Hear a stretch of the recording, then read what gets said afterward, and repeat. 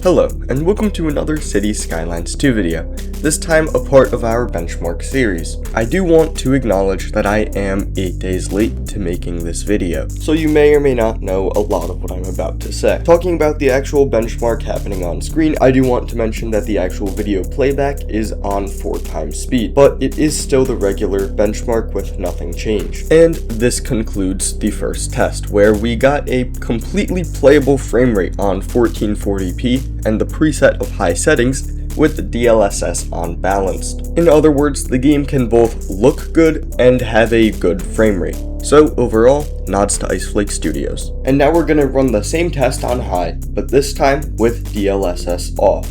Now I know I have made a Cities Skylines II benchmark video before, but I'm not too sure about how I tested and settings I used and how sure I am that it is super accurate. So today I am going to say this is going to be the benchmark and base for future benchmarks. So with that said, I am not going to necessarily be comparing to the past, but I am going to show data from right now. And what this data tells us is that the game is still mostly playable. Now, 38-39 FPS isn't ideal, but it's certainly playable for a game like this. Now, I would still recommend using DLSS, but if you aren't going to, whether it's because your card does not support it or because you don't like it, you'll be fine. Which is fair because the game does look quite a bit better without it. Regardless, both high presets looked great and both performed well. The next set of tests is medium. Taking a moment to look deeper into my system specs, my CPU is the Ryzen 7 9800X3D. My graphics card is the 4070 Ti. I have 32GB of RAM and a snappy 980 Pro 1TB SSD from Samsung. And with that said, we got about 65-66 FPS with the game looking really great. Overall, I am happy with this result.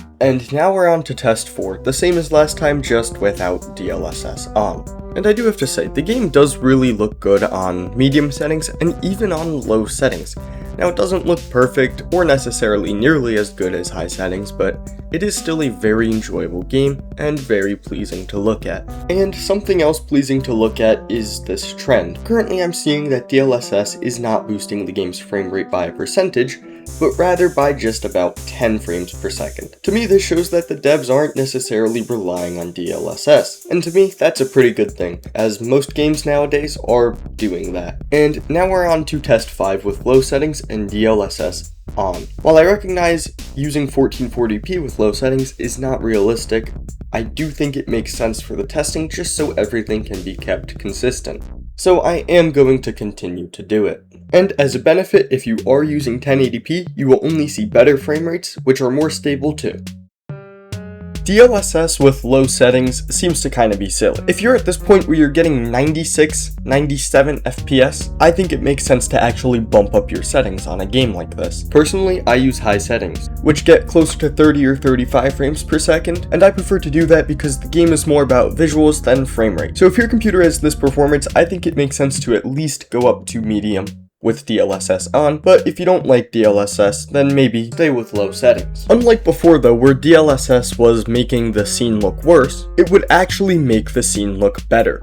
Before, with DLSS on, the scene looked much better, there was less flickering, and resolution seemed to be higher, even though it really wasn't. Now though, the scene does look pretty terrible, with lots of flickering and just a bunch of muddiness in the detail. Now because DLSS was actually making the scene look better, it actually took away from frame rate. So if you really want high frame rate, which is pretty silly, you should turn it off on low settings. Other than that, I do think you should keep it on because most of the time it does either increase your frame rate or make the game look a little better, or at least just keep it the same. If you look at the bottom of the screen, you'll see a key for bad, fine, good, and excellent, which is for frame rate.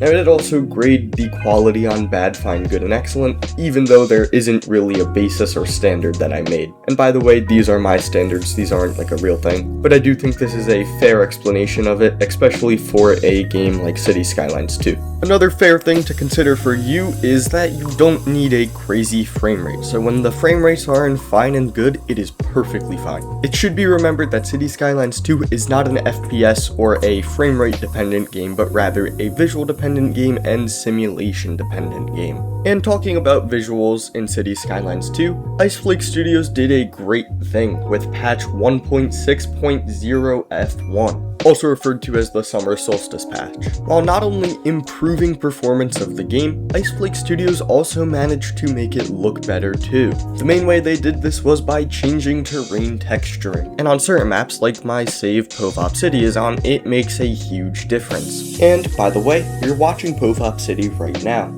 So, as I said before, they made these great changes by changing terrain texturing. They changed the way blending works, and the biggest thing that helps performance is that there are 3 levels of detail instead of 2, which basically means the quality is better able to adjust to how far away you are from it, basically letting it lower resolution when you're far and increase resolution when you're close up.